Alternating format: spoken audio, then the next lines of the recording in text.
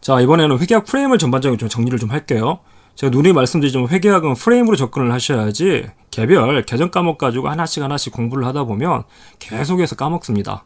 정리해야 될 게 너무 많고. 근데 프레임으로 보면 회계학은 다루는 주제가 딱 세 가지 뿐이다. 즉 그 세 가지 프레임을 정리를 하셔야 되고요. 그래야지 공부를 해도 잊어먹지 않고 나중에 시험을 앞두고 여러분 다른 과목도 공부를 하셔야 되잖아요. 그 프레임 가지고 정리를 하면 이게 기억이 오래가고 마지막에 가서 회계학에서 큰 시간을 투자를 안 해도 되는데 그렇게 정리가 안 돼 있으면 계속해서 회계학만 공부를 해야 돼요. 자, 회계학은 결국 세 가지. 취득할 때 어떻게 할 거냐, 그 다음에 기말에 어떻게 평가할 거냐, 처분할 때 어떻게 할 거냐. 그래서 재무상태표랑 손익계산서에 어떻게 나타내는지를 물어봅니다. 자, 처음에 취득할 때는 뭘로 인식한다? 역사적 원가로 인식하는 게 원칙이다. 그래서 여기서 말하는 역사적 원가라는 건 뭐? 내가 그 자산을 취득하기 위해서 내가 반대로 제공하는 거, 내가 제공한 자산의 공정가치. 대부분 뭘 준다? 현금을 주고 취득하기 때문에 그 현금의 공정가치로 측정을 하고, 그래서 그게 내가 제공한 자산의 공정가치, 내가 제공한 자산의 공정가치가 역사적 원가가 되는데 예외가 있다. 뭘로 측정하는? 제공한 자산의 공정가치가 아니라 내가 취득한 자산의 공정가치로 측정하는 예외. 수업 목적상 네 가지를 기억하라고 그랬죠. 첫 번째 뭐? 금융자산. 두 번째는 저가 취득, 무상이나 저가로 취득하는 경우. 세 번째는 합병을 하는 경우. 마지막 공정가치는 아니라 순공정가치지만 생물자산. 그래서 이 네 가지 예외를 제외하고 나머지는 그냥 원가로 측정을 합니다. 자, 기말에 평가를 할 때는 재무상태표에 역사적 원가로 둘 수도 있고 아니면 뭐 상각 후 원가 아니면 공정가치, 이 셋 중에 하나로 측정해서 보고한다. 자, 재고자산이나 토지, 원가 모형의 토지 같은 경우에는 취득했던 금액 그대로, 역사적 원가 그대로 두고, 자, 이 경우에는 장부금액이 변하지 않잖아요. 취득할 때도 역사적 원가로 측정을 했는데 기말에도 역사적 원가로 측정해서 보고하면 이게 같으니까, 그래서 가치가 변동하지 않으니까 손익이 발생하지 않고. 자, 상각 후 원가, 유형자산, 그러니까 토지 원가 모형으로 쓰는 토지 빼놓고 나머지 건물이나 기계장치 같은 유형자산, 무형자산은 뭘 한다? 상각을 한다. 감가상각을 하고 무형자산 상각을 하는데 그 상각을 하고 난 후에 원가로 측정을 한다. 자, 그러면 그 상각비만큼, 상각된 만큼 처음에 취득 원가랑 달라지게 되는데 그 차이를 뭘로 보고한다? 당기손익으로 감가상각비, 상각비로 보고를 한다.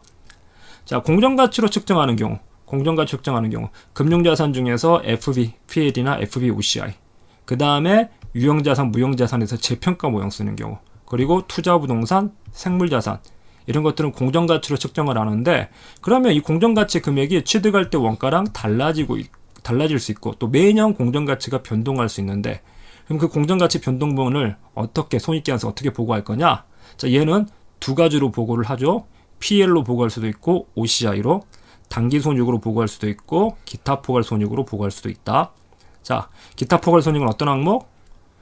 미실현 항목 중에서 아직 실현됐다고 보기 힘든 평가손익 중에서 회계 기준이 기타 포괄손익으로 보고하라고 정한 것들. 자, 금융자산에 대해서 FBPL로 분류가 되면 PL로 가지만 FBOCI로 분류하면 그럼 그건 손익의 변동을 기타 포괄손익으로 보고한다. 재평가 모형을 적용하는 경우에 취득원가를 기준으로 위에서 움직이는 것들은 OCI로 보고를 하고 아래에서 움직이는 것들은 PL로 보고를 해라. 자, 투자부동산이나 생물자산에 대해서는 전부 공정가치 변동을 PL로 보고하죠. 자, 그 다음 역사적 원가든 상각 후 원가든 공정가치든 어떤 걸로 보고하든지 간에 그 장부금액하고 뭘 비교해서? 회수가능액을 비교해가지고 이 회수가능액이 장부금액에 미달하면 뭘로 보고해야 된다? 회수가능액으로. 뭐? 보수주의에 따른 저가법. 자, 그래서 뭘로 보고하든지 간에 회수가능액을 검토해가지고 둘 중에 낮은 금액으로 보고하는데, 자, 이 회수가능액이 장부금액보다 낮아가지고 뭘 인식하면? 손상차손을 인식하면 그건 당기손익으로 인식을 한다. 자, 그래서 이 자산 명칭만 다 달라지 결국 묻는 건 다 똑같습니다. 이렇게 보고를 하는 거고요. 자, 처분했을 때 묻는 건 처분손익. 처분손익을 물어보는데 처분손익은 내가 처분한 금액에서 장부금액을 빼면 처분손익이다. 그래서 10,000원짜리를 12,000원에 처분했으면 2,000원 이익이고, 10,000원짜리를 9,000원에 처분했으면 1,000원 손실이고. 자, 그러면 처분 금액은 정해져 있는데 문제는 이 장부 금액 어떻게 할까요? 장부 금액. 장부 금액을 쉽게 말해서 처분하는 시점에 다시 재산정해야 되냐. 자, 역사적 원가로 측정하는 건 어차피 재산정 해봤자 다시 역사적 원가 같기 때문에, 그러니까 이 시점에 역사적 원가나 이 시점에 역사적 원가나 이 시점에 역사적 원가나 역사적 원가는 다 같잖아요. 근데 굳이 재측정, 재산정할 필요가 없다. 자, 삼각원가는 만약 처분을 7월 1일 하는 경우랑 12월 1일 하는 경우랑 장부 금액은 다르다. 왜? 6개월치, 11개월치 상각이 이루어지기 때문에. 자, 그래서 이 경우에는 상각을 해야 됩니다. 그래서 상각 후 원가를 재산정하죠.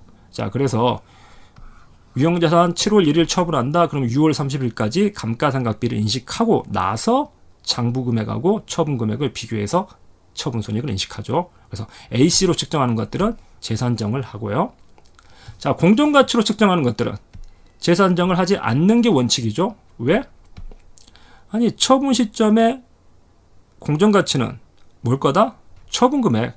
마지막에 팔 때 공정가치 시가대로 처분하지. 대부분 시가대로 처분할 테니까. 그래서 이걸 재측정해버리면 장부금액 재측정하고, 근데 처분금액도 FB니까 이게 같아져가지고 처분손익이 발생하지 않게 된다.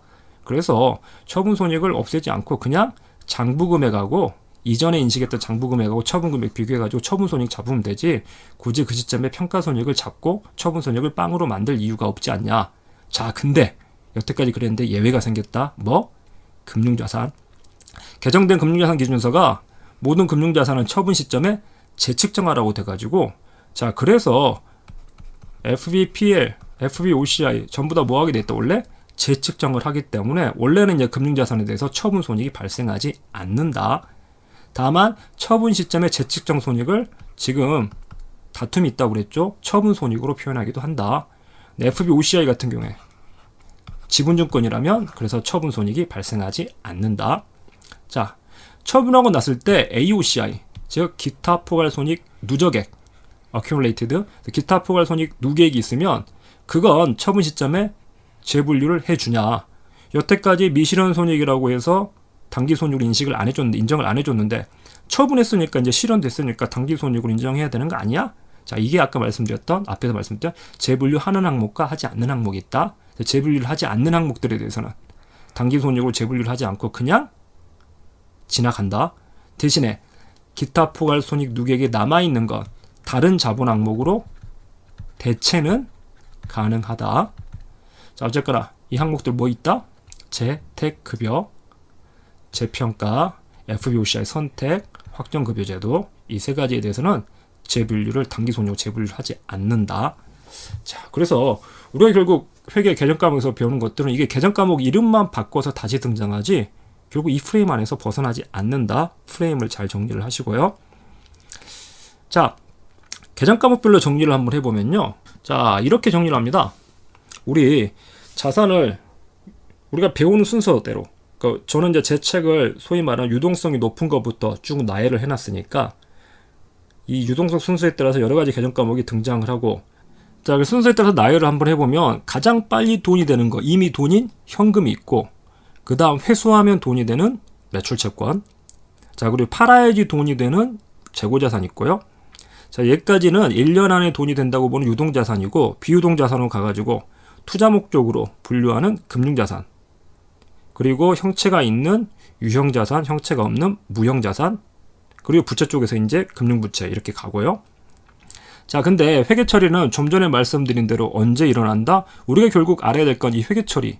이 회계 처리가 일어날 때 회계상 거래가 발생했을 때 그걸 어떻게 보고하냐는 건데, 자, 이 회계상 거래는 언제 발생한다? 처음에 취득할 때 한 번, 그리고 처분할 때 한 번, 들어올 때 한 번, 나갈 때 한 번 해주고, 중간에 해마다 한 번씩 뭘 해준다? 기말 시점을 정해가지고 1년에 한 번씩 평가를 해준다.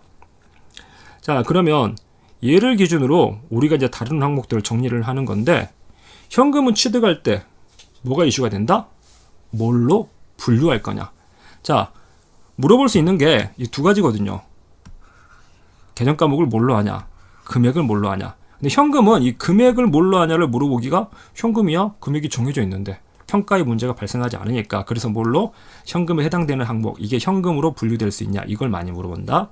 자 그래서 다음 중 현금의 현금정산의 금액은 얼마냐 해서 여러 가지 우표, 수입인지, 수표 이런 거 던져주고 판단하라고 물어보죠.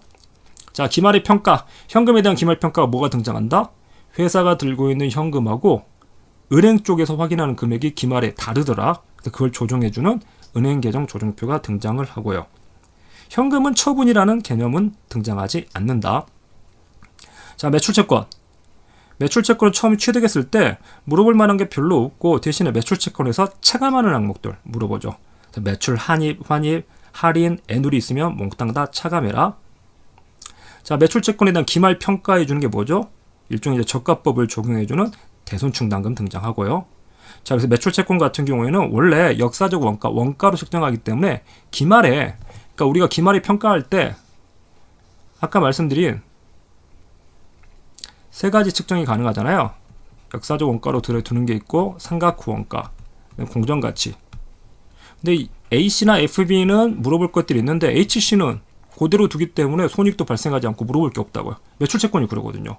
그래서 매출채권이 기말에 원가로 그대로 두기 때문에 물어볼 게 없으니까 대신에 뭘 물어본다? 저가법. 회수 가능액이 이 장부금액보다 낮으면 어떻게 하냐. 그래서 낮으면 거기에 대해서 예상되는 대손충당금을 쌓는 걸 물어보는 거죠. 자, 매출채권은 처분? 매출채권은 처분한다? 그건 뭐냐면 매출채권이 만기에 회수되는 거고요. 그래서 뭘 물어보냐면 회수 시점에 현금 회수액이 얼마냐 이건 물어볼 수 있고 대신에 만기까지 기다리지 않고 매출채권을 처분해버리는 경우가 있죠. 외상값을 만기에 받는 게 아니라 중간에 돈이 필요하니까 은행 가가지고 야, 이 채권 네가 나중에 회수해서 네가 받고 대신 수수료 얼마 줄 테니까 지금 나한테 현금 유통해 줄래? 그래서 팔아버리는 게 뭐 어음 할인이나 팩토링 물어본다. 자, 재고자산. 재고자산은 처음에 취득하면 자 취득 시점의 원가는 잘 안 물어봐요. 취득 시점 원가는 다 대부분 어디서 물어본다? 유형자산에서 물어보고 재고자산은 그러면 우리 재고에 포함할 수 있냐 없냐? 우리 재고냐 아니냐? 이걸 뭐라 그러죠? 어디부터 잘라가지고 우리 재고냐? 컷오프를 물어보죠. 자 그리고 재고자산 사올 때 매입활동 관련해가지고 매입채무 같은 것들을 물어볼 수 있습니다. 재고자산은 처분. 재고자산이 처분되면 팔려 나가면 이게 뭐가 되죠? 매출 원가가 되죠. 자, 매출 원가가 되고 매출 원가를 어떻게 구한다? 기초 재고 플러스 단기 매입 마이너스 기말 재고. 자, 그래서 기말 재고가 얼마인지 알아야지 매출 원가를 구할 수 있고. 자, 근데 기말 재고를 구하기 위해서는 재고는 수량 곱하기 단가인데 자, 어떤 재고가 남아 있냐? 다른 자산과 다르게 재고 자산은 거래가 매우 빈번하고 사올 때 가격이 다를 수 있기 때문에 자, 100원에 사온 재고도 있고 90원에 사온 재고도 있고 110원에 사온 재고도 있는데 기말에 남아있는 재고는 얼마짜리야? 그래서 그걸 정하기 위해서 뭘 해준다? 원가 흐름에 대한 가정을 해준다. 자, 그래서 개별법, 선입선출, 평균법, 후입선출은 지금 인정하지 않고 있고 자, 그리고 얘도 마찬가지로 원가로 책정하기 때문에 뭘 물어보냐면 평가손익이 아니라 저가법. 저가법에 대해서 그래서 재고자산에 대한 저가법을 적용하면 평가손익, 평가손실 나올 수 있고 그 다음 뭐 감모손실도 등장할 수 있죠. 그래서 P가 부족한 평가손실하고 Q가 부족한 감모손실 저가법 물어볼 수 있고요. 그 다음 좀 특이한 원가 결정 방법으로 매출총익률법이나 소매제고법 물어볼 수 있다. 자, 금융자산 같은 경우에는 처음에 취득했을 때는 분류를 뭘로 할 거냐? 자, 그래서 아까 말씀드렸던 AC, FBPL, FBOCR 중에 뭘로 분류하는지 물어볼 수 있고요. 기말에 평가할 때 평가손익 물어볼 수 있죠. 그래서 PL로 보내거나 OCI로 보내고 아니면 저가법 적용해서 손상차손 물어보고요. 처분했을 때 처분손익. 자, 근데 FB로 재측정을 하고 처분한다. 자, 유형자산 같은 경우에 이때 이제 유형자산에서 여러 가지 처음에 취득했을 때 유형별 취득 원가가 등장을 하죠. 그래서 국고보조금을 받는 경우 아니면 나중에 복구충당 의무가 있는 경우 아니면 토지랑 건물을 일괄 취득하는 경우 여러 가지 형태로 물어보고요.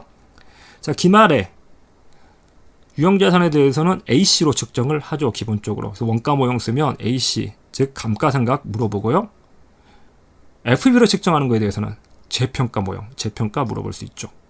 그리고 저가법 적용은 마찬가지로 손상차손 물어볼 수 있고요. 처분한 시점에 똑같이 처분손익 물어봅니다. 자, 무형자산. 무형자산은 유형자산하고 똑같은데, 기본적으로 똑같은데 다른 특징이 하나 있죠. 뭐? 물리적인 실체, 형태가 없다. 그래서 그 차이에서 발생하는 것들만 물어봅니다. 자, 그래서 취득할 때는 형태가 없는 저 무형자산을 자산으로 인정할 수 있냐, 그 자산성에 대해서 물어볼 수 있고요. 그 자산성과 관련해서 물어보면, 자, 원래는 외부에서 대가를 주고 취득하는 경우에만 자산으로 인정하는데, 내부에서 창출했음에도 불구하고 자산으로 인정하는 예외가 하나 있다. 그게 뭐? 연구비, 개발비. 자, 그래서 연구비 같은 경우 몽땅 비용 처리하지만 개발비가 외부에서 구입한 게 아니라 내부에서 창출한 건데도 불구하고 자산으로 인정하는 예외이기 때문에 자주 물어보고요. 반대로 무형자산, 자산은 원래 식별 가능해야 되는데, 이게 어떤 자산이다, 식별 가능해야 되는데 식별 가능하지조차 않는데도, 그럼에도 불구하고 외부에서 구입했다는 이유 하나만 가지고 자산으로 인정해버리는 게 하나 있다. 그게 뭐? 영업권. 뭔지는 모르지만 돈을 더 준 거에 대해서 식별 가능하지 않은데 돈 주고 외부에서 구입했다고 자산으로 인정해줘버린 예외다. 자, 그래서 무형자산은 연구비나 개발비, 영업권 많이 물어보고요. 기말에 뭐 해준다? 상각. 근데 이 상각은 유형자산의 감가상각하고 비슷하면서도 다른 부분이 있다. 그래서 다른 부분 위주로 물어본다고 말씀드렸죠. 자, 금융부채 대표적으로 물어본 게 사채인데, 사채 같은 경우에는 발행 시점에 회계 처리가 어떻게 되냐, 그리고 매년 뭐에 따라서 유효이자율법에 따라 가지고 이자 비용 인식하는 거 물어보고, 상환 시점에 상환손익 물어본다. 자, 그래서 지금 여기 나타나는 것들을 여러분이 이거 영상을 보면서 머릿속에 쭉쭉쭉 정리를 하실 수 있어야 돼요. 아, 금융자산 손상차손 어떻게 되지? 아, 재고자산 매출총률법 어떻게 되지? 소매제고법 어떻게 되지? 이런 식으로 빨리빨리 정리를 머릿속에서 할 수 있어야지. 그래야지 하루에 한 번씩 회독이 가능합니다. 지금 사실 몇 분 안 됐는데 전체 다 다뤄버린 거잖아요. 그래서 지금 말씀드린 것들을 머릿속에 차곡차곡 정리돼서 여러분이 백지를 한 장 꺼내 들어가지고 이걸 다 적을 수 있어야 돼요. 지금 연습을 꼭 해보세요. 자주 반복해서 보시고 시간 날 때마다 백지 한 장 꺼내가지고 저것들을 쭉 정리를 하시기를 바랍니다.